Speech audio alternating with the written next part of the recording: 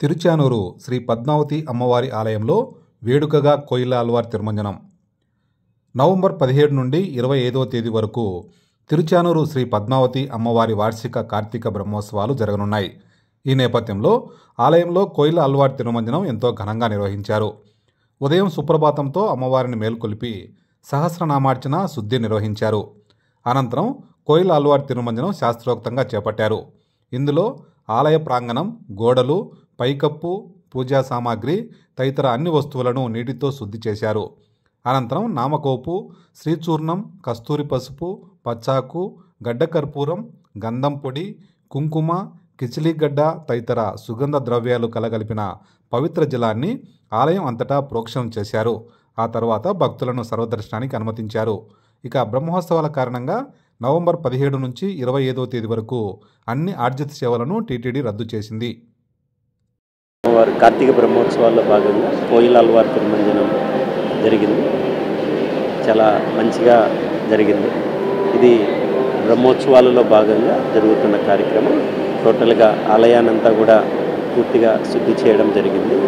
ఇలా ఈ యొక్క పద్మావతి అమ్మవారి బ్రహ్మోత్సవాలతో పాటు ఇంకా రిమైనింగ్ ఇయర్లో మొత్తం 4 సార్లు చేయడం జరుగుతుంది.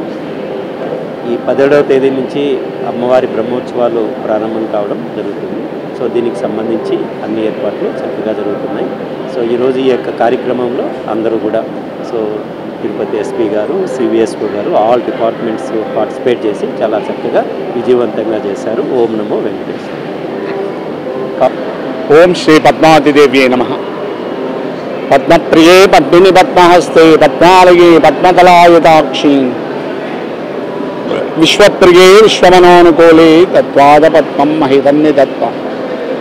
సాక్షాత్ మహాలక్ష్మి అంశ అయినటువంటి శ్రీ పద్మావతి అమ్మవారి కార్తీక బ్రహ్మోత్సవాలకు ముందుగా వచ్చేటువంటి మంగళవారం నాడు కోయిల ఆళ్వార్ తిరుమంజనం చేయడం ఆనవాయితీగా వస్తున్నది విదితమే.